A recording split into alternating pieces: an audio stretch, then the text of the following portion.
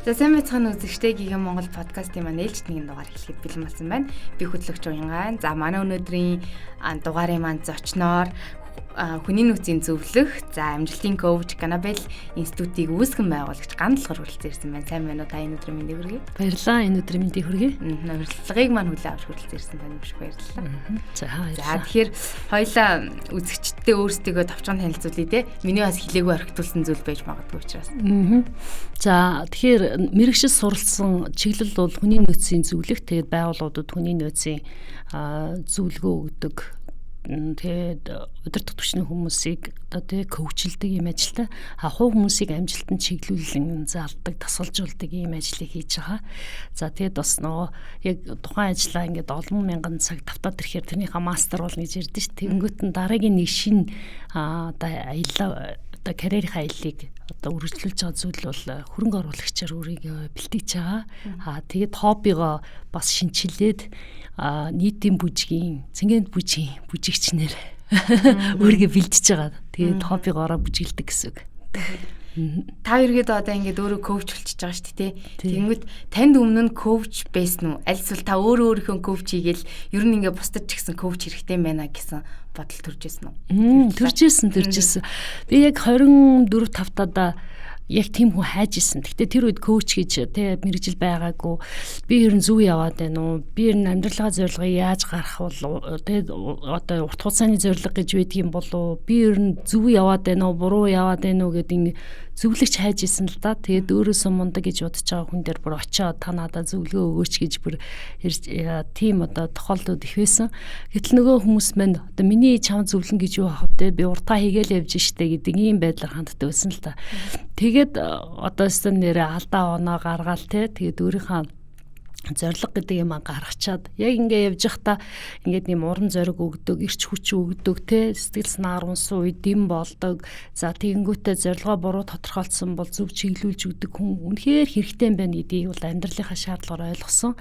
Тэгээ хожуу яг нөгөө Америкт яг энэ чиглэлээр мэрэгшин суралцж байхдаа хүнд ер нь коуч хэрэгтэй юм байна. Коуч бол ерөөсөө тэр хүнийг амжилтын замын төтөлж өгөхөд тусалдаг. 20-30 жилийн дараа ойлгож ийм юм байна. Амжилтанд хүрэхийн тулд ингэж алдаж онд юм байна. Ийм замаар явд юм байна гэж ингэж цаг алдахынхаа оронд коуч хүн бол яг зорилгыг нь гаргаж өгөөд, амьдралын чиглэлийг тодорхойлж өгөөд, зорилгодоо хүрэх тэр сул талын давуу тал болгож хувиргаж өгдөг. Ер нь цаг хугацааг нь товчилж өгдөг. Тийм одоо буянтай ажил байхгүй. Тэгээд энэ ажлыг хийх ёстой юм байна гэд анх 12 онд хэлж исэн. Тэгээд үнэхэрийн одоо Монголд анх удаа амжилтын хөтөч гэдэг ийм одоо үйлчлэгээр явж исэн. Одоо бол амжилтын коуч болоод ингээ явж байгаа. Тэгээд анх бол нөгөө хүмүүс коуч хөтөлбөрт хамрагдчихад би нэгдээ ганцаарчилсан суралт авч байгаа гэж хүмүүс хэлдэгсэн байгаа байхгүй. Надад коучлж байгаа хүмүүс тэгэхээр коучлүүлэх, тасалжуулна гэдэг бол 12 он, 13 онд бол цоо шин зүйл байсан.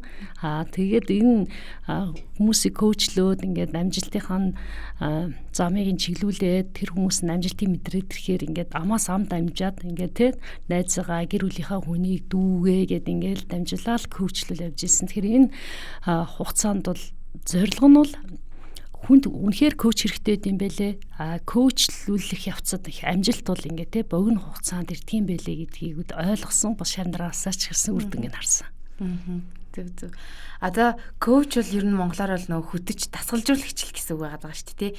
Тэнгүүд таны үед яг энэ мэргэжлийг эзэмшингүүд одоо нэг товчхон ингээд тайлбарлах юм бол одоо чинь сэтгэл зүйч гэхээр тэр хүн сэтгэл нь одоо ямар нэгэн шарахтай зөвөртөө олвол тэр хүн дээр очиж эмчилүүлнэ те. Тэгэнгүүт одоо яг амжилтын коуч гэхлээр яг юу багталсан байх ер нь тийм өстэй байд юм бол яг үнэ. Тэгэд зарим хүмүүс би ингээд уучраа олохгүй байна гэж ирж уулздаг байсан байхгүй. Ингээ уулзаал үзэхэр зарим хүмүүс сэтгэл зүйч илүү хэрэгтэй. Коуч буюу одоо хөтөч ерөөсөө хэрэггүй байгаа байхгүй. Тэгэхээр коуч буюу хөтөч тасгалжуулагч яг ямар үүрэгтэй юм бэ гэхээр тэр хүнийг зорилгоо олоход нь туслаад зорилгодоо хүрэх тэр замыг нь одоо заахт нь зам руугаа явахт нь чиглүүлж өгдөг ирээдүйн цагийг харуулад одоо цаг дээр нь төвлөрүүлдэг ийм ажлыг хийдэг.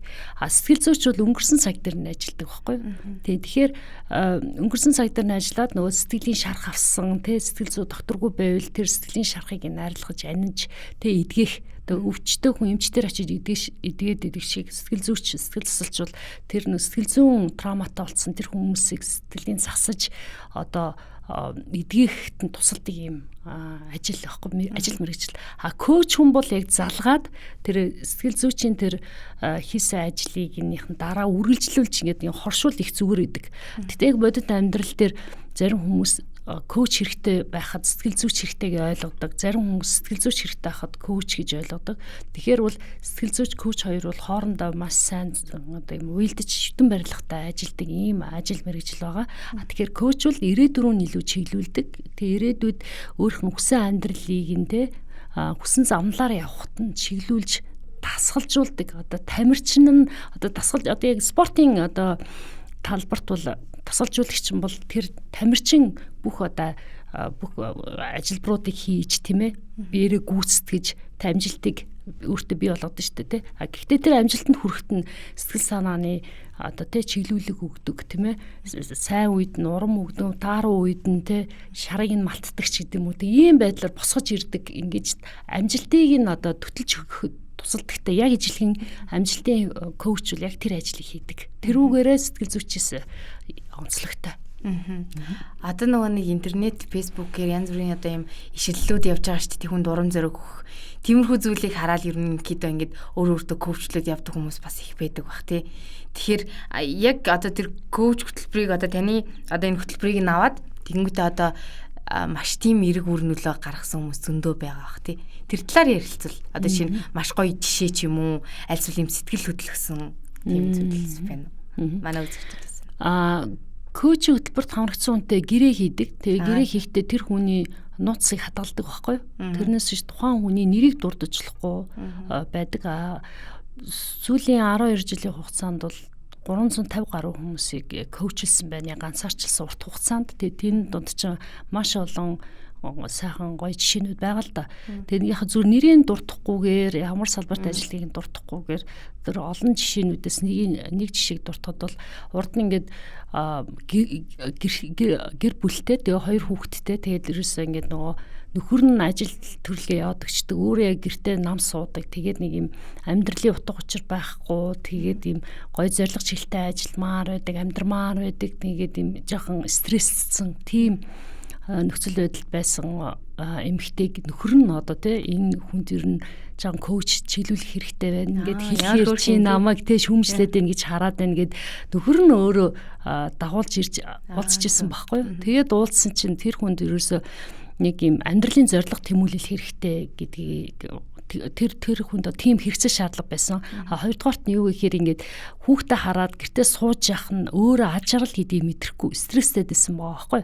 Тэгээд ингээд хамгийн одоо утга учиртай, хамгийн чанартай, хамгийн аж аргалтай цаг хугацаа яг энэ цаг хугацаанд явж байгаа гэдгийг ойлгуулах шаардлагатай болсон. За тэгээд мөн ингээд гэртээ ингээд чөлөө цагаар уйдах биш зоригтойгоор өөрийгөө суралцах хэрэгцээ шаардлага байгаа юм байна гэж олж хараад тэгээд би тэр хүнтэй гэрээлээд ажилласан л да. Тэгээ ямар үр дүнд хүрсэн бэ гэхээр хоёр хүүхдээ ч том болгосон өөрөө карьерийнхаа замналыг одоо эхлүүлсэн. Тэгээ нөхрийнхаа бизнесийг дэмжиж нөхрийнхаа бизнест хамтран одоо партнер болоод бизнес нь бүр 10 дахин томроод үр хүүхдтэй цаг гаргадаг ингээд юм тэнцвэртэй амьдралынхаа тэнцвэрийг авч явдаг мундаг одоо ажил хэрэгч бизнес бүмэн те бизнес эрхлэгч тэгсэн хэрнээ үр хүүхдүүдтэй чанартай цагийг гаргаж чаддаг хүүхдүүдтэй одоо нөгөө зөв хүмүүжүүлэхт нь те бас цаг гаргадаг эрүүл мэндэд анхаардаг тийм одоо өв тэгших юм да тийм одоо чадвартай тийм амьдралын хий маягийг одоо бүтээсэн байх жишээтэй. Тэгэхээр энэ амьдралыг бүтээх хүн тэр хүн өөрөө гол нь би тэр бүтээгт нь тусалж чиглэлийн одоо ингээд замын засаж өгнө гэж ярьдэн штэ. Замын засаж өгсөн ийм жишээнүүд бол маш олон ба хэдэн зуугаар байгаа. Тэгэхээр манай шавнаар надаас коучлж исэн хүмүүс л ярих нь илүү үр дүнтэй бодтойх гэж бодож байна. Тий. Бас сайхан жишээ тий. Та сая бас дурдлаа л да ярианаа нөгөө гэртээ хүүхдээ хараа сууж байгаа цаг үеэ сайхан гэж юусоо бодохгүй. Тэрнийхээ нүн цэнийг ойлгохгүйгээд одоо ихэнхдээ нэг тийм зүйл нийгэмд ажиглагдаад байгаа. Одоо байж чаддаггүй. Нэг бол ирээдүйдээ хэд санаад авдаг. Эсвэл нэг бол болоод өнгөрсөн зүйл хийхийг харамсдаг. Тэгээд яг одоо байгаа зүйлийнхаа үн цэнийг ойлгоогүй болмаас ерөнхийдөө нэг тийм аз жаргалгүй тийм хүмүүс ерөнхийдөө байдаг байх л та. Тэгээ байгаа юм шиг ер нь ажиглагдаад байгаа. Тэгэхээр таны хувьд ер нь тэр талаар юу гэж боддог? Одоо ингээд хүн харахад одоо зарим хүмүүсийн энгийн өдөр тутмын амьдралын маягт нь одоо атаархаад те энэ нь ямар гоё юм бэ? Энэ хүн шиг л амьдрах юмсан гэж ингээд хардаг хүмүүс байдаг байхад тэр хүмүүсийн одоо бас ингээд өдөр тутмын амьдрал нь ч гэсэн хин нэгэн яг энэ хүн шиг амьдрах юмсан ингээд бодоо байж байгаа шүү дээ те. Тэгэхээр тэр талаар таны хувьд ямар хөө үзэл бодол байдаг? Тий нөгөө одоо ингээд өөрх нь хүсэж байгаа зүйлийг мөрөөдөж байгаа зүйл амьдралаар хин нэг нь амьдарч гин гэж бодлоо л доо тэгэнгүүт нь эсвэл өөрх нь хүсэж байгаа тэр амжилтыг хин нэг нь гаргацсан байгаа бол даган баясаж сурах маш чухал байдаг. Тэр нь юу вэ гэхээр тэр хүний энергийг мэдрээд тэр хүн ингээд аж аргалтай тэр хүн аяга амжилттай байх үед нь тэр аж аргалтай мөчийг ингээд хуваалцаж даган баясаад тэр энерги нь өөрт нь ирэх байхгүй. Тэг өөрх нь хүсэж байгаа зүйл нь хин нэг нь те хүртчихсэн тэрнээсээ ингээд аж аргалыг мэдэрч яхад нь яг хамтдаа мэдрээд даган баясаад тэр энерги нь өөрт нь ирдэг байхгүй. Эсвэргээрээ зарим хүмүүс бол ингээд бүр хорсоод бүр те байж ядаа те ингээд нөгөө юу гэж ярьдаг вүлээ атаархах те атаархал төрөд идэг те тэр атаархал чинь бол юм муу энерги байхгүй. Тэгэхээр тэр атаархал гэхэр чинь нэг зөвүүн хор шар мартаад энэ одоо те буруу яваасаа энэ алдчихаасаа тэр тэгчихсэн гэдэг энэ бодол нь эргээд өөрт нь тусч идэг. Тийм болохоор хүн бол өөрөө хүсэж байгаа тэр зүйл юу хүсэж чинь тэрийг бусдад хүсэж сурах өөрийнх нь хүсэж байгаа зүйлийг тэр хүмүүс нь хийж бүтээсэн харуулж чадчих байгаа бол тэрийг нь даган байсаж чаддаг. Энэ одоо юм ухамсарын хувьд том өөрчлөлтийг хийж чадсан хүн бол аж аргалыг заавалчгүй ингээд тэр цэгт хүрсэн хойноо тэр амжилтанд хүрсэн хойноо тэгсний дараа би аж аргалыг мэдрэх биш. Тэр явцдаа буюу тэр одоо цагтаа тэр агшинда мэдрэх тийм чадварт хүн суралцаад ирэх юм бол үрийг маш сайн коучилж чадсны шинж дээрээс нь тэхийн тулд бас мэдээж хугацаа хэрэгтэй. Тэхийн төлөөл хүн ер нь нэлээх цаг хугацаа зарцуулсны дараа ойлгодог байгаа хгүй. Одоо жишээл хүүхд жирэмсэн бахтай айгу түүртэл ядраал идэг гэтэл ингээд жирэмсэн хүнийг харахаар бүр айгу те нөөр нь гэрэлтээд ямар хөрхөн харагддаг үлээ гэтэл тэрийг хүн дотроосоо мэддэггүй гаднаас нь ингээд ажиглахаар бусад хүмүүс ямар гоё юм бэ би бас жирэмсэн болчих юмсан ч гэдэг би бас хүүхдэд олчмоор байна гэд боддог те гэтэл хүн яаж юм хэр тэр аж аргалыг гаднаас хайх биш хин нэгийг хэлэх биш хин нэгэн гоё үг хэлэх биш өөрөө дотроосоо тэр нөгөө аж аргалтай мэдрэмжийг те мэдэрч чаддаг. Тэр чадвар бол бүр гайхамшиг байгаа байхгүй юу. Тэрийг яг ингээ коучилж байгаа хавцад яг тэр одоо сэтгэлгээ хэрэгтэй бол тэр сэтгэлгээг суулгах ажил хийдэг. Энэ бол бас маш том өөрчлөлт явагдаж байгаа гэсэн үг. Тийм. Зөв. Давхар тэгэхээр бас сэтгэл зүйд нь нөлөөлөд дэмний явж штэ тий. Тийм ээ. Яг нь тэгээд бас коуч хүн амьдралын шаардлагаар гэдэг шиг юм сэтгэл зүйн чиглэлээр уншиж судлах, сэтгэлийн засах, сэтгэл зүйг нь ойлгох, тэр сэтгэлийн тэр уруулыг ингээ те зөв зам руу чиглүүлэх ийм чадвартаа суралцах давхар шаардлагатай. Тэгэхээр олон жил одоо яг энэ чиглэлээр ажилласан коуч нар бол бас маш сайн сэтгэл зүйчд болчдөг л доо. Тэрнээс биш коуч бол тусдаа ажил мэргэжил сэтгэл зүйч ажил мэргэжил. Гэхдээ яг маш сайн сэтгэл зүйн удирдах замаар сайн коучлийг гэвэл энэ хоёрын одоо дундын салбарт нас ажиллах хэрэг гардаг. Тэгээд өөрөө бас магадгүй нөгөө одоо коучинг мэргэжилтэй хүмүүс маань өөрөө ажилдаа дуртай бол тэгэл аль алин ингээл сонирхол тэгэл явдаг бах тий. Таныг одоо ингээ харахад л ер нь бол ингээл ажилласаа бүр айгүйх ад жаргал авдаг нийлт ингээд нүүрэн дээр нь ингээд мэдээд л юм л та. Тэгэхээр яг миний чин зорилго бол хүмүүсийг амжилтанд хүрэх юм зорилготой. Тэгээ би анх 2012 онд анхныхаа номыг гаргаж ирсэн амжилтын 10 алхам ном гэдэг.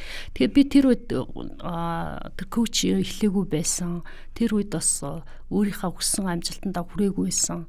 Тэгэнгөт нөгөө миний номыг редакторлах байгаа хүмүүс бол миний номыг ингээд хяналтын уншигчаар уншиж байгаа хүмүүс харчаад хүй гандлгароо чи одоо амжилтанд хүрээгүй ээжээж чи баг олны танил биш ээжээж ном гаргаж болж байгаа мó те амжилтанд хүрсэн хойноо эсвэл настай хүмүүс л бичдэг штэ гэдэг ийм нийтлэг ойлголт байсан.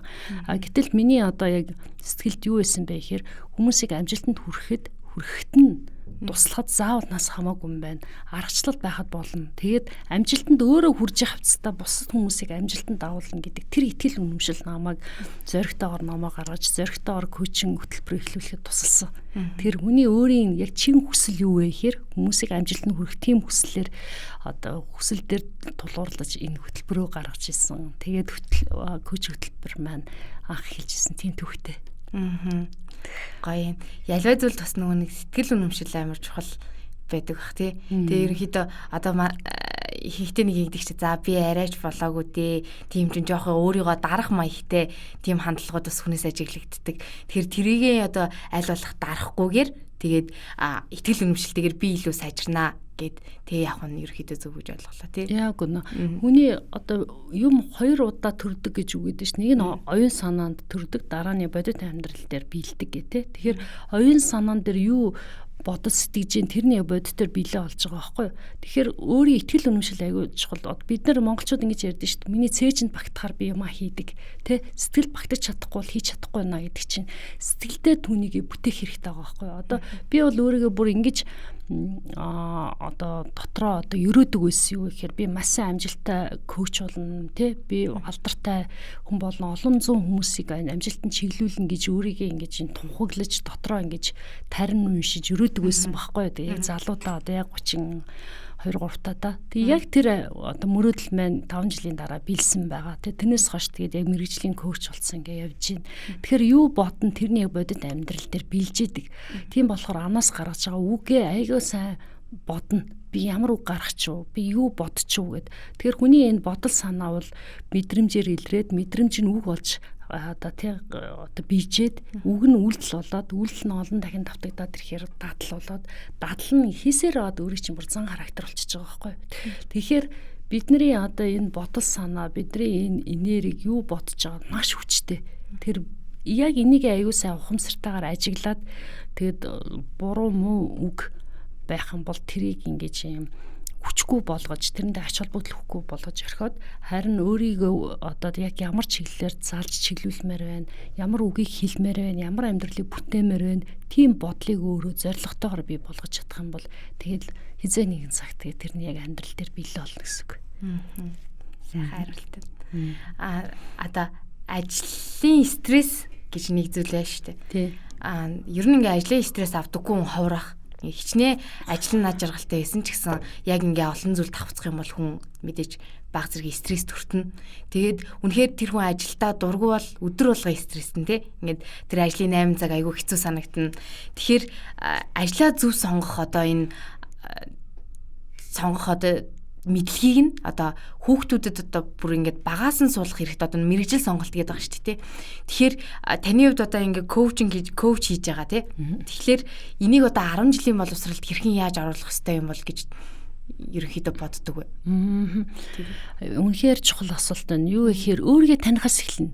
Коуч хүн өөрийгөө таньж, өөрийгөө ялан дийлээд тэгээд бусдыг одоо коучлэх тэр арга ухааныг эзэмсэн хүн коуч болж байгаа шүү дээ, тий. Тэгэхээр яг ингээд зөөр тэр арга ухааныг эзэмшчихэд коуч болохоор хүмүүс та ямар амжилт гаргасан юм? Та өөрийгөө ялан дийлсэн юм уу, тий? Та тэгсэн юм уу гэдэг асуултыг асуухгүй ч гэсэн тий тэр хүнийг ажиглана. Энэ хүн надад ингэ үлрэглээд ах юу байна гэж ингэж хардаг байхгүй. Тэгэхээр хүн одоо ингэ хүүхэд байхасаа л өөрийгөө ингэ таньж мэдвэл тун зүгээр хүүхэд байхдаа би тий харилцаандаа ямар байсан, асуудлыг зохицуулах чадвар ямар байсан, тэ ингээд ном уншдаг дадалтай байсан уу, хүнд тусрах уу байсан уу, хүн зөвлөдөг байсан уу, эргээд ингээд нэг хараараа. Яг хүүхэд наснда дуртай, тэрийгээ бүр ингээд амьдралынхаа ингээд мэрэгжил болгоцсон хүмүүс бол үнэхээр бараг өдөр тутамдаа ад жаргалтайгаар ажилладаг байгаа байхгүй юу? Гэтэл ингээд хүүхэд байхдаа залуу байхдаа им хийн гэж бодож байсаа гинт ингээ амьдралын шаардлагаар гэдэг шиг те нэг мэрэгжилтэй болсон тэр мэрэгчлээ ингээд дуртай дургу бүр ингээд яалтчгүй мөнгөний хойноос те амьдрахын тулд ажиллах хэрэгтэй ажиллахын тулд ингээд дургу ажиллаач гэсэн хийж байгаа бол энэ өөрөө там болж хувирч байгаа байхгүй. Тэгэхээр багаасаа бүр ингээд 10 жилээсээ бүр ингээд бага сургууль дундаа ингээд ахлах ангиасаа л өөрийгөө яг ингээд юм ажиглах одоо төвшөнд ингээд өөрийгөө янз янзаар сорж үзэх байдлаар бол их зүгээр байгаа. Багш нар ч гэсэн те өөрөөсөө чи асуулт асууж, чи өөрийгөө сайн таньж мэд, чи өөрөөсөө ийм хэдэн асуулт асууж ч гэдэг юм. Ингэж явбал тун зүгээр. Би одоо ингээд нэг хүүхдүүдээсээ дандаа асуулт асуудаг байхгүй юу. Тэгээд өөр нь асуулт асуугаал, өөр нь хариулаад одоо коучинг аргаал ашиглаж байгаа байхгүй юу. Тэгэхээр яаж юм гэхээр хүүхдээ көөчлөх замаар ингээ хүмүүжүүлэх юм ажлыг ингээ хийж байгаа байхгүй. Тэгэхээр бид багш нарт ч гэсэн ерэн коучийн энэ чадрыг хэрэгтэй. Удирдах түвшний хүмүүст коучлэх хэрэгтэй. Хаяа ингээ шарын малтах үед нь малтаж өгдөг те. Урам өгт нь урмыг өгдөг. Ингээд ийм аргыг нь олж явахгүй дан багтах бол зохгүй те. Тэгээд дээрэс нь ингээд бас жоохон ийм хэцүү бэрхшээлтэй ажил өгч тэр хүнийг сойрох ч гэдэм юм ингээ янз янзаар коучлэх бүгд аргуудыг ингээд ашиглаад сурчих юм бол одоо багш нар бол хүүхдүүдээ өөрийгөө олж тэ зөв юмаа олоход нь туслана. Одоо удирдах түвшний хүмүүс бол ажилтнуудаа зөв газар нь мессен дээр тавина гэсэн үг тэ. Одоо жишээлбэл чи ингээд сэтгүүлчийн мэрэгжлийг ингээд үнэхэрийн зөв сонгоод хүүхд байхасаа л энэ ажлыг хийнэ гэж явсан бол чи баг өдөр болгон ажиллах шаардлагагүйгээр ажилласаа айгу кайф авах байхгүй. Гэтэл чи дур сонирхолгүй ингээд айгу хичээлдээ сайн байж байгаа галтараа сэтгүүлчийн янгийг те автсан. Тэгээд тэрүүндээ дургу уг нь хуйлчлах гээд байдаг ч юм уу эсвэл имч болох хүсэлтэй байсан. Эсвэл тэрүүндээ унтсан ч юм уу те. Тэгээд сэтгэлдээ би уг нь бол имч болох байсан. Даан сэтгэл болцсон ингээд явж гин гэдэг хүмүүс идэг байхгүй. Тэгэхээр тэр хүмүүсээ ингээд ажиллахаар цаанаа л нэг тийм харамсах мэдрэмжтэйгээр ажилдаг байхгүй. Би энэний оронд өөрөө мэдчих байсан шүү дээ гэж ингээд бодож идэг. Тэгэхээр тийм одоо харамслыг тээхгүй тулд одоо ч гэсэн оройтхгүй насан турш хүмүүс бол өөрөөсөө дандаа асуулт асууж явах хэрэгтэй. Тэгээд би ингээд нэг коучлэх бас нэг техник бол асуулт асуух гэдэг байхгүй. Зөвхөн асуулт асууна.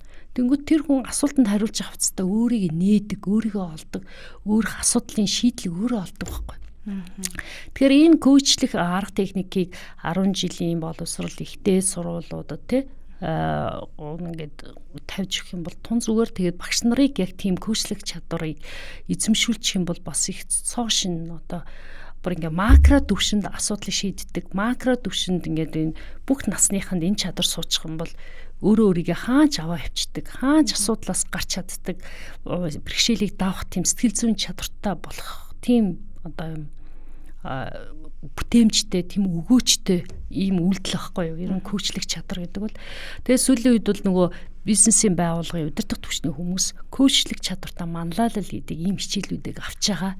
Тэгэнгүүт нь манлайлахтаа хүмүүсийн удирдахтаа коучийн техникийг ашиглаж байгаа байхгүй юу? Одоо тийм юм руу чиглэсэн. Тэрнээс биш уртлын өмнөх одоо үед ингээд захиргаадаг, загнадаг те алдан тушаал одоо бууруулдаг ч гэдэм үү тэгээд салингийн одоо тэдэн хувиар хасан шүү гэдэг энэ арга барил гоцрогдчиход байгаа байхгүй юу. Тэгэхээр тэр арга барилаас ингээд дараагийн зөв шинэ одоо арга барил руу шилжихэд коучлэх одоо чадвар нэг одоо чадвар болж хувирч байгаа.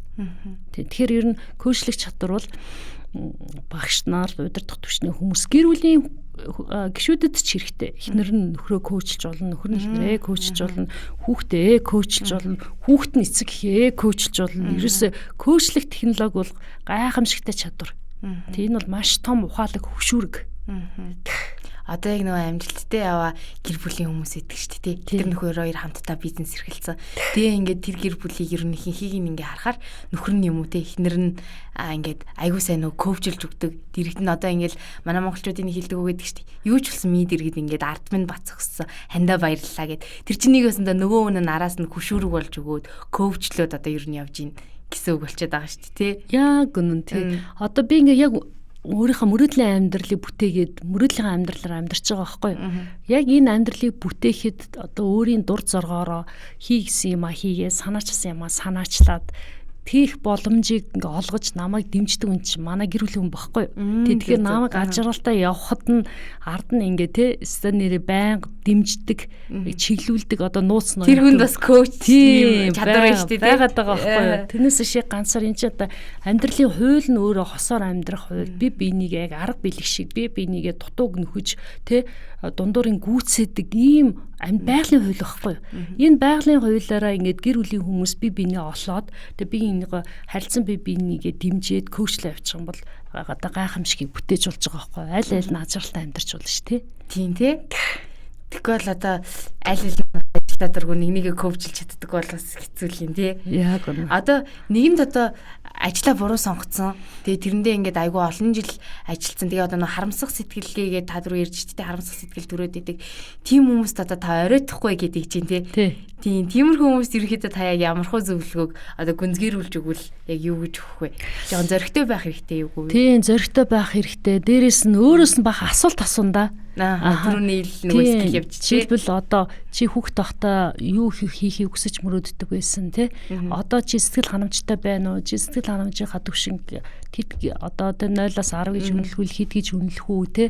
Чи юу хийвэл аж аргалтай байх уу? Одоо тий ямар ажлыг хийх юм бол чи бүр ингээд ажил хийгээгүй юм шиг ажлаасаа аж аргалыг мэдэрхүү гэл ингээд өөртөө ярилцаад нэг сайхан юм халуун дотны яриа өрнүүлдэн штэ. Тэгээ яриад ирэхээр нөгөө хүн чи ингээд дотоод сэтгэл нь ингээд нэгдэж эхэлдэг байхгүй юу? Нэгдэж ирэхээр би яг ийм юм хийх хүсэж ирсэн юм биш үү? Одоо боллоо Эврика гэ тэ. Би одоо стан нэрэ зөрөгтэй хөдөлнө гэл тэ. Зөрөгтэй хөдөлнө гэдмээ шууд ажилласаа гарна гэсэн огт биш тэ. Маш зоригтойгоор далсын хараатаагаар үйлээ хийгээд нөгөө хийх хүсэж байгаа юмаа судлаад баг багаар жаахан энэ цаг гарангуй тэргээ хийж үзээл тэгээ ингэж гулсаж орно гэсэн үг тийм огцом ингээ орохоор бас сэтгэл хөдлөлөөр шийдчихлээс та би нэр гинт ажилласаа гараа тэгээд нөгөө юм хийжсэн чинь мөнгөгүй болоо тэгээд бүр нөгөө гоё хий гэжсэн юм чинь бүр өстой худлаа болсон штэ гэдэг тийм ч түүхүүд байдаг штэ тий тэгэхээр аюу тийм 90 сар ухаанаар нэлээд бодож жагаад тэгээд олон асуултанд ингээд өөрөөсөө асууж хариулж агаад тэгээд шийдлээ гаргаад ирнэ гэсэн үг. Тэгээд бас нэг арга үедээ ингээд танд харамсаж явдаг зүйл юу вэ гэдэг ингээд чигсаалт гаргуулдаг байхгүй юу. Ингээл одоо би тэр хүнтэй уулзах байсан, би тийх байсан, би хүүхд насныхаа тэр мөрөөдлийг биелүүлэх байсан ч гэдэм үү ингээд явчих жоохгүй. За тэгээ энэ харамслуудаас хамгийн одоо бүр ингээд харамсаа тэгдэг байж гээд бүр ингээд топ 3 харамслаа бодтоо гэл ингээл янгууд за тийм 3 харамслыг чи ингээд нөгөө арилгахын тулд юу хийх вэ гэд ийм байдлаар шууд боддоор үйл хийлгүүлж болно төсөөлийн аргаар үйл хийлгүүлнэ ингээд нэг харамслыг багасгах юм хийгээд ирэхэр хүн сэтгэл ханамжтайгаар ингээд амьдардаг байхгүй. Тэгэхээр тийм ажиллагаанууд нэлээ явагдчихэж хүн өөрчлөлтийг мэдээ зоригтой, зоригтой тэгээд ийм тууштайгаар ингээд ард нь гарнаа л гэсэн үг. Тэр хүн болгон аж аргалтай амьдрах эрхтэй, аж аргалтай амьдрах боломжтой. Тэг аж аргалтай амьдрах аргаа л болохгүй бол өөрийгөө коучлах, өөрийгөө нээх тийм аяныг өрнүүлэх хэрэгтэй. Аялал бид нар ч ингээ амархаараа хөдөө гадаа явна гэж аялдсан штэ. Тэр аялал чинь өөрлөө чиглэсэн өөрийгөө нээх аяллыг хийнэ гэсэн үг байхгүй. Одоо нөгөө янз бүрийн челленжүүд энэ төр гэлбэдэг шүү дээ тий. Өөртөө ингээ 90 хоногийн тим зүйлийг ингэж дадууллаа ч юм уу. Тэр зүйл бол ингээ бас л нөгөө өөрийгөө ингээд ойлгоод, ухамсарлаад, өөрлөгөө өнгийгөөд явж байгаа нэг хэлбэр болж тарж шүү дээ тий. Одоо жишээлбэл ингээ би уг нь багшлах байсан. Багшлахаар гоё байдаг гэж боддог байсан. Ингээл тэгэнгүүт нь ингээд юм өөрөө сэдв бэлдээд тэгээ энэ тэнд үнгүй багшилж болно тий бага ангийн багш юм уу цэцэрлэгийн багш болох ч юм уу их сургуулийн багш юм уу тий удирдах түвшний хүмүүс зориулсан тий бүр сурагч агш болох гээд байгаа юм уу тий тэхийн тул заавалчгүй ингээ шин мэржил суух гал бакалавр магистр гэдэг тахгүйгээр одоо жишээлбэл за би яг энэ чиглэлээр нэг багшлах гад үзье. Энэ сэдвэр би нэг юм хичээл заамаар байна гэдэг. Тэгээд хичээлээ агуулга боловсруулаа тий. Тэнгүүтээ үнгүй хичээл заая гэвэл ер нь байгууллагууд болон сургуулиуд нээлттэй ханддаг шүү дээ тий. Тэнгүүт нь тийм үнгүй хичээл заах байдлаар өөрийгөө таньж мэдэх байхгүй юу? Багшлах чи хэцүү юм байна. Багшлах гоё юм байна. Багшлах чи сонирхолтой юм байна. Ер нь миний явах зам мөн байна. Үгүй байна гэдэг ингээд асуултанд өөрөө хариулах байхгүй юу? Тэгэхээр хамгийн том одоо тийм сургамж бол туршлага байдаг. Өөрийн биеэр одоо гардан үйлдэж те ирэхээр ингээд бүх одоо 5 6 метрхүүгээрээ ингээд мэдрэмж авч байгаа байхгүй. Тэнгүүт энэ миний явах зам байна. Биш байна гэдгийг тэр дотор хүн чи өөрөө хэлнэ. Зөв. За миний бас нэг асуух гэжсэн асуулт маань юу яаж байгаа? Одоо дөнгөж ажлын байран дээр гараад явж байгаа залуучууд нөгөө нэг ажил олгогч нарт тулгамддаг нэг асуудал нь одоо яг ингээд ажлын байран дээр гарч байгаа залуучууд айгүй их нөгөө нэг одоо нэг удахгүйгээр гараа явчихдаг байгууллагаасаа ингээд энэ тэнд юу нэг ингэж очиж ажиллаад байна гэд тиймэрхүү хандлага ерөнхийдөө гараа сүултээ бас ингээд нилээ тэр нь одоо зохиомжийн төр болоо судалгаа энэ төр гараа явлаа л та зэд үеийнх ингээд Тэгэхээр таны хувьд мэрэгжлийн үүднээс яг тэр талыг юу гэж хардаг вэ? Одоо орчин үеийн ингээд дөнгөж ажлын байрнаар гарч яваа залуучууд одоо энэ тэнд одоо ажиллаж үзээд өөрийгөө ингээд таниа явж байгаа нь зөв юм уу, буруу юм уу? Яг тэр ажиллагаа бол заавал нөө сурвалж төгсөн хойноо мэдрэх биш, оюутан байж байхдаа яг мэрэгчлэрээ тийм ажлуудыг хийж туршиж үзэх боломжтой тий бас зарим нь ингээл одоо үйлчлэгийн салбарт эдгээр ажилдаа штэ тий зарим нь бол мөнгө олох зорилготой, зарим нь бол зур туршлага хоригдлуулах зорилготой, зарим нь яг энэ мэрэгчлэр сураад идэг, яг энэ мэрэгчлэрээ бодит амьдрал дээр хүмүүс өдөр тутамдаа юу хийдгийг ингээд сониучрахж үзэх нь айгүй чухал. Тэгэхээр яг юм оюутан байх хугацаанд өөрийгөө айгүй сайн нээсэн, өөрийгөө олсон залуучуудыг харахаар айгүй доктортой ажилдаг. Нээгээгүй ерөөсөө ажлын туршлагагүй хүмүүс чи өстө нэрэ хаалга онгоолгож үзчихэл энэ биш вэ, энэ миний биш вэ гэд ингээ яваад байгаа байхгүй. Тэгэхээр нэг хүн хүнээсээ болоод байгаа. Яг ингээд чиглэсэн шугам аюу тодорхой. Тэгээд би яг энэ ажлын ард гарахын тулд тэ нэг ийм хариуцлагатай ажлын ард гарнаа гэд ингээд ийм сахилга хоттойгоор өөрийгөө бэлдэж чадсан. Тэгээд зорилго нь аюу тодорхой тийм залуучууд бол тэр байгууллага дээрээ яг үр дүн гаран гартал ажиллах тийм чадрыг суулгацсан, өөртөө суулгацсан байдаг учраас ингээд тэр байгууллага тийм хувь нэмэр оруулаад байгаа байхгүй юу? Хувь нэмэр оруулаад ирэхэр чи нөгөө ажил олгогч нар, нөгөө удирдагч нар чи өстө энэ залуу тий өстө нэрээ айгу өөрөмс сэтгэлгээтэй, айгу эзэн сэтгэлгээтэй хандаад штэ гэл аяанда тэр нөгөө албан тушаал одоо тэр мөнгө төрөх тий цалин хүнлүүч өөрөө нэмэгдэж ирдэг байхгүй юу? Гэтэл ингээд юм барьцаа шиг тий би ингээд ажилцаа одоо мөнгө өгөхгүй би гарлаа өөр газар илүү цалин байна гэдэг чи юу илэрхийлээд байна гэхээр тэр хүн нэгдүгürt өөрийгөө олоогүй байна. Дээрээс нь амьдралынх нь үнэт зүйлс нь тий тодорхой биш юм байна. Эсвэл үнэт зүйлс мөнгө юм байна гэд ингээд тэр хүн уншигдчихж байгаа байхгүй юу? Тэгэхээр одоо нэг газар удаан доктортой ажилласныг зөв, ингээ ороод гарсныг буруу гэж огт хэлэхгүй. Тэр хувь хүний өөрийнх нь амьдралыг үзэх үзэл, өөрийгөө хэрэг таньж мэдснээс шалтгаалаад байгаа байхгүй юу? Тийм. Тэгэл ер нь ингээд нүдэн хүртэл ингээд докторгүй байдаг шүү дээ. Ингээд ийм өөрийгөө олж таниагүй, өөрийн гэсэн одоо амьдралынхаа үнэт зүйлсээ тодорхойлоогүй хүмүүсийн яриа нь бол нөгөө 5 үгнээсээ танигдна гэдэг шиг гараад ирдэг байхгүй юу? Тий. Тэгэхээр нөгөө байгуулгын соёл нь харин тэр хүнийг бид нар босгоороо алхуулж оруулах уу үгүй юу гэдгийг тэр байгуулгын соёлын шийднэ. Тий. Та нугасаа яриан дундаа дурдлал тэр нөгөө эзэн сэтгэлгээтэй хандах гэд. Тэр эзэн сэтгэлгээтэй хандах одоо сэтгэлгээг хэрхэн яаж суулгах хэрэгтэй байдаг вэ? Ихэнхдээ одоо нөгөө нэг барьцаалах маягаар одоо ингээд энэ газар би ингээ ажиллаж байгаа. Тэгээд эдгээр надад цалин өгдөг. Тийм болохоор би ингээ энэ ажлыг хийж гин гэх юм бол энэ эзэн сэтгэлгээ биш болчиход байгаа шүү дээ. Яг эзэн сэтгэлгээ миний ингээд харж байгаагаар одоо би энэ байгууллагт ямар хувь нэмэр оруулж чадах вэ? Миний ингээ хийсэн зүйл дараа нь яаж дурсагдах вэ? Гэт ингээ бодоод эхлэнгүүт энийг би бас за эзэн сэтгэлгээ юм болов гэж сараад байгаа байхгүй юу? Хэрхэн ингээ урагшлуул хөгжүүлэхэд нь ингээд багч утгаа ингээд одоо тусалж дэмнэж болох вэ гэд. Тэгэхээр тэр эзэн сэтгэлгээний талаар таныг сайхан нэлээрэнгөөр. За эзэн сэтгэлгээ гэдэг санааг би бас нэг ном дээрээ бичиж оруулж ирсэн. Тэгээд тэр гол санаа бол юу гэхээр тэр цаг хугацаа, тэр ажлын байран дээр өнгөрч байгаа тэр цаг хугацаа хэдийгээр таны одоо энэ компанийн өмч болоод энэ компани ажлын цаг хугацаанд тэр ажиллаа хийчихсэн тэр цаг хугацаас таны цаг байхгүй юу? Тэр цаг хугацаа таны цаг гэдгийг олж харах юм бол хүн эзэн сэтгэлгээтэй хандна. Нэгэн та зориулаад тэр байгууллагт ажиллана гэд гэрээ байгуулад ажилд орсон бол та тэр цаг хугацааг те ингээд өөрийн эзний ёсоор энэ цаганда харам санагдаж энэ цаг хугацааны үн цэнийг ойлгоод ирэхээр хурдан шиг энэ ажил амжуулчих юмсан энэ бүтээмжтэй ажиллах юмсан гэдэг сэтгэлээр хандна. Гэтэл ийм баартрын сэтгэлгээгээр ханддаг хүмүүс идэг байхгүй юу? Өгөө аваатай солилцоотой тий би энүүнд манжуулахгүй тулд ингэн би яг өөрийнхөө юундаа энэ цалинтанд харуулж ажиллана гэдэг энэ бол яг ингэ ченжийн сэтгэлгээгээр хандаад байгаа байхгүй юу? Гэтэл амьдрал чинь ченжийн сэтгэлгээ биш байхгүй юу? Амьдрал бол өгөхийн хууль дээр үндэслэдэг. Та хэр их өгнө тэр хэмжээгээр авдаг. Гэтэл нөгөө ингээл авахаал бодоод идэг өгөхгүй байх юм бол тэр ажил тэнцэхгүй. Өөр газар ч тэнцэхгүй. Амьдрал өөр энэ амьдралын хуулийг өөрөө зөрчиж байгаа байхгүй юу? Тэгэхээр энэ амьдралын өөрийнх нь хууль нь юу вэ гэхээр та өгөх тусам авдаг. Тэгэхээр та байгууллага дээрээ ингээд хувь нэмрээ зориулъя, санаачлаг гаргая, байгууллагын асуудлыг шийдье, бүтээмжийг нэмэгдүүлье гэдэг сэтгэл чин үнэртэн тэр хүмүүст одоо ажиглагдана. Тэр нь яг бодит амьдрал дээр гарна. Тэгэхээр энэ дотор чи юу байна гэдг нь яг ажил дээр харагддаг байхгүй.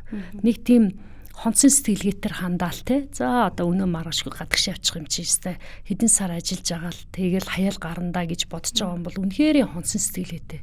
Тэр хонцон сэтгэлгээ гэж юу ямар утгатай агуулж байгаа вэ гэхээр сэтгэл зүрхөө зориулахгүй те. Өөрийгөө байгаа газараа 100% байхгүй өөр газар байна гэсэн үг байхгүй. Тэр энэ эзэн сэтгэлгээ гэдэг бол тэр цаг хугацаанд эзэн байх, хийж байгаа ажилдаа эзэн байх, тэр хэрэгжилж байгаа эд хогшил юу байна. Тэгээд одоо байгууллагын тоног төхөөрөмжөнд эзэн сэтгэлээр хандахаар хайрлна, гамнана, тэр аль болохоор зардал баг гаргана. Тэгээ хандаад сурчих юм бол амьдралд маш хэрэг болно. Энэ бол амьдралын хуулийн дагуу одоо гарч ирсэн энэ томьёолол байхгүй. Тэрийг хүмүүс залуучууд ойлгочих юм бол үнэхээр энэ тэр амжилт араас ирэндээ. Нэг залууч биш одоо тэгээд энэ дунд иргэм настай хүмүүс ч гэсэн тэгдэж шүү дээ. Ингээл ажил солио явчихсан нэг юм эрхлээл тэрийг хорхиол явчихдаг. Тэр ч зүгээр энэ зүгээр ингэж явж байгаад юу чгүй болоод би одоо юу хийгээд өнгөрвөө өстө нэг мэт цаг хугацаа харвсан сум шиг өнгөрцөн байна гэдэг үг яриа гаргадаг шүү дээ. Гэтэл тэд нар яг бүрэн ухамсарлаж тэр цагтаа байж ухамсарлаад тэр эзэн сэтгэлээр хандаагаан үгийн шинж байгаа. За эзэн сэтгэлгээгээр хандвал одоо ингээд амжилтанд дагаад ирлээ тий. Тэгмэд ахаад бас нэг зүйл нь одоо ажиллаа хийгээд бусад цаг үед нь хэрхэн зөв ер нь амрах хэрэгтэй юм бэ хүн? Ирч хүчээ хэрхэн зөв сэлбэх хэрэгтэй юм бэ? Нэг л ядралт мэдрээд байх шиг лээдэг байхгүй юу? Миний хувьд хичнээн уг нь л ингээ ажиллаа ажиргалтай хийж байгаа. Гэтэл зарим үед ялцчихгүй л нэг жоохон нэг амралт хэрэгтэй юм шиг. Тэгэхээр нөө бусад ажлаас бусад цагуудаа ингээд юм үр бүтээлгүй өнгөрүүлээд байна уу гэж би хувьдаа бол хараад байгаа. Арай нэг жоохон буруу ингээ өнгөрүүлээд байна уу гэж хараад. Тэгэхээр таны хувьд одоо яг тэр тал дээр яг юу гэж зөвлөх вэ? Би бол чөлөө цагаа хүртэл төлөвлөдөг. Ажлаач төлөвлөдөг, чөлөө цагаач төлөвлөдөг. Тэгэхээр төлөвлөнө гэдэг чинь юу вэ гэхээр ирээдүйн огт юм тодорхойгүй те. Таамаг төдий байгаа шүү дээ. Тэр таамаг төдий тодорхойгүй зүйлээр бид нэр өөрснийхөө төлөвлөгөөг бийжүүлдэг байхгүй юу? Би ийм юм хийн, ийм юм бүтээн, тийм юм бүтээн гэдэг энэ төлөвлөгөө зорилго чинь тэр агаарт байгаа. Тэгээд юм хоосон юм талбарт байгаа бүх юм боломжтой ийм талбарт бид нар захиалга өгдөг. Тэр захиалга чинь бидний зорилго чиглэл байхгүй. Тэр зорилго төлөвлөгөөгөө хэрэгжүүлж явах явцад нөгөө хүссэн үр дүн хүрж идэх байхгүй. Тэр төлөвлөгөө бол шүү дээ тэр мөрөөдөл хоосон юм мөрөөдөл төдий зүйлийг бодит амьдралын холбоос нөхгүй. Тэгээ энэ холбоосыг бид нар ингээд төлөвлөгөөгөө сайн хийчих юм бол тэр төлөвлөгөө зөвхөн зарим хүмүүсийн хувьд ингээд ажлаа аягүй сайн төлөвлөдөг байхгүй. Тэрийг нэг амжуулна ингэж амжуулна гэх. Тэгэл чөлөө цагаараас юу ч хийсэн хамаагүй гэл хідэн цагаар зурагт үзэл хідэн цагаар найзуудтаа чатлаад гэтэл тэр чөлөө цаг нь бас таны цаг. Таны аягүй үнцэнтэй цаг явж байгаа байхгүй. Тэгэхээр би энэ үнцэнтэй цагаа би юу хийхэд зориулах вэ гэдэг бас захиалга өгнө. Тэр захиалга өгөхөд чинь зорилго туслаад байгаа байхгүй. Жишээлбэл би бас яг 20-д таахад бол англи хэлний авьяасгүй хэл сурах ямар ч авьяасгүй за би ер нь хэл сурах авьяасгүй юм байна гэд кодлцсон. Тэгсэн хэрнээ надаа гадаадд суралцах хүсэл мөрөөдөл байгаа дээ. Тэгээ энэ хоёрын одоо нөгөө бодит байдал бол нилээ юм доогуур байгаа. Хүсэл мөрөөдөл нилээн дээр байгаа дээ. Тэгээ нэг хэсэг ингээд хүсэл мөрөөдөл маань дээгүүр яваал би энэ доогуур яваал тэгээд биелүүлэхгүй ингээд нэг хэдэн жил явж байгаа байхгүй. Тэгээд намайг ингээд тэр зорилт мөрөөдлөөрөө амьдрахад яг зорилготой өрхөж юу нөлөөлсөн бэ гэхээр нөгөө зорилго тэмүүлэл. Тэгээ би яг залуу байхдаа яг гэр бүлтэй болоогүй байх үедээ ажлаа тарангууд шууд 7 хоногийн 3-4 өдөр англи хэлний сургалтанд яваал хаастан сойдэр нөгөө сүм хийдүүдэд ингээ гадаад хүмүүс сүм хийдүүдээр л байдагсан шүү дээ тий. Гадаад хүмүүстэй ярьж англи хэлнийхаа чадварыг сайжруулахын тулд тэгж явдаг гэсэн байхгүй. Тэгэж явж хэлээ сайжруулад нөгөө ярих чадвар сайжраад, бичгийн чадвар сайжраад тэгээд хүсэн оноогоо авсан байгаа байхгүй. Тэгэхээр бид нар нөгөө чөлөө цагаа би юунд зориулах юм гэдгийг шийднэ гэсэн үг.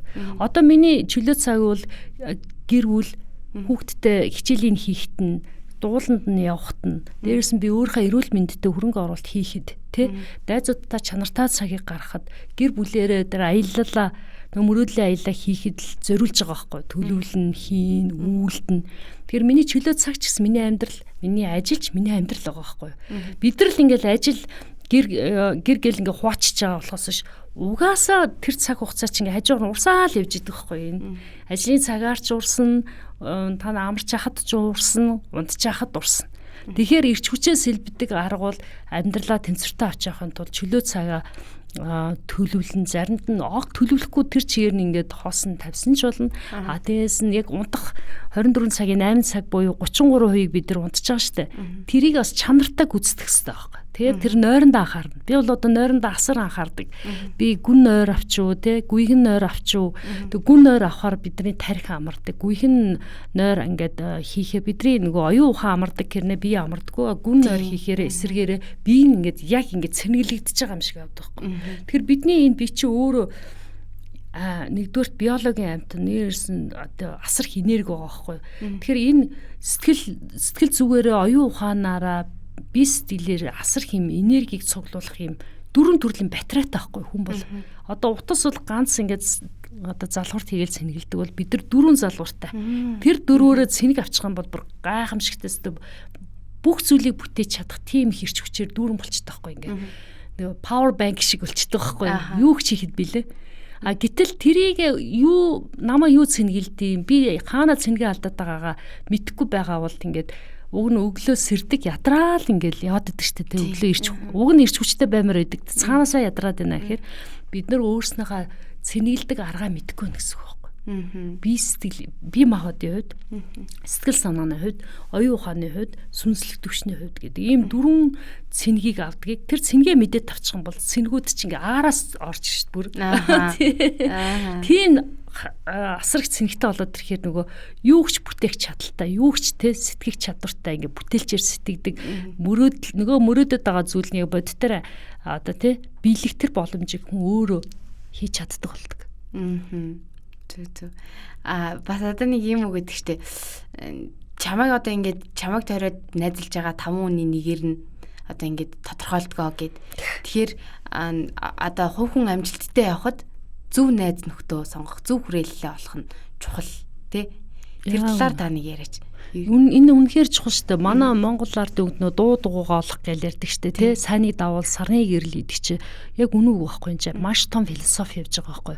Тэгэхээр бид нар ингээд одоо нөгөө амьдралынхаа төвшинг ийм төвшөнд хүрнэ бид нар одоо ийм байна гэж бодож байгаа бол яг ийм төвшөнд хүрж байгаа, ийм төвшөнд амьдарч байгаа, ийм төвшөнд сэтгэдэг хүмүүстэй одоо ингээд ийм энергийн хувьд холбогдмоор байгаа байхгүй юу. Тэгээ энергийн хувьд холбогдохын тулд уулзсан, тэр хүмүүсийн яриаг сонсон, тэр хүмүүсийн лекцийг сонсон, номын уншин. Ингээд ирэхээр тэр нөгөө төвшин чинь сэтгэлгээний төвшин ингээд дээшлээд ирэхээр тэр хүмүүстэй ижилхэн сэтгэдэг болно, ижилхэн үйлддэг болно, ижилхэн тэр үр шимийг хүртдэг болдог байхгүй юу. Тийм учраас бол найзуудыг сонгож найзлна, хүмүүсийг сонгож хүрээллээ чи өөрөө зорилготойгоор өөрчлөгдвөл бүр тунсай. Би бол амьдралдаа тэгдэг байсан. Өөрөөс үлгэршээ болох хүмүүсээс суралцдаг, тэднийг судалдаг. Тэгээд тэд нар төсөөлийн аргаар тэр хүмүүсээс зөвлөгөө авдаг. Зарим би бол олон менторудтэй. Яг бодит одоо ингээд байнгын зөвлөгөө авдаг менторуд бол Монголд байгаа. Тэ тэр хүмүүстэйгээ хэрэгтэй үед уулзаа зөвлөгөө авдаг. Мөн глобал төвшөнд тэ өөр улс оронд амьдардаг тийм хүмүүсээс би хүртэл зөвлөгөө авдаг байхгүй. Гэтэ тэр хүмүүстэй уулзч үзээгүй. Гэтэ төсөөлийн аргаар тэр хүмүүсээс өөртөө хэрэгтэй зөвлөгөөг авчдаг. Тийм байдлаар ингээд нөгөө өөрөөсөө мундаг, өөрөө үлгэрлж байгаа тийм төвшөнд хүрэх юмсан, тийм амьдралын хэм маягийг бүтээх юмсан гэж боддог тийм хүмүүсээс энергийг яг мэдрэхийн тулд, тийм төвшөнд хүрэхийн тулд одоо тэ судлан тэ одоо тэр хүмүүсээ суралцсан, тэр хүмүүстэй найзлан, үерхэн ингээд ирэхээр арай аяанда тэр хүрээлд орчин. Яг тэдний нэг хэсэг болох байхгүй. Би бол тэрийг амьдралдаа маш олон кейсээр бол баталсан. Тэрийг яг тэрнийхээ дагуу одоо ч гэсэн хийсээр байгаа. Тий. Хүн байж таа тий. Болж өгөөл ер нь өөрийн гэсэн коуч ментор таах хэрэгтэй. Коуч ментор хоёрын нэг ялгааг нь товчхон хэлчихэ. Ментор хүн бол нөгөө олон жилийн туршлага дээр тулгуурлаа шууд зөвлөгөө өгөөд асуудлын шийдлийг хилээд өгчдөг байхгүй. Коуч хүн бол тэр хүний асуудлын шийдлийг хэлж өгөхөөс илүү тэр хүнийг өөрөөр нь олоход нь өөрөөр нь гаргалгаа олоход нь тусалдаг өөр технологи.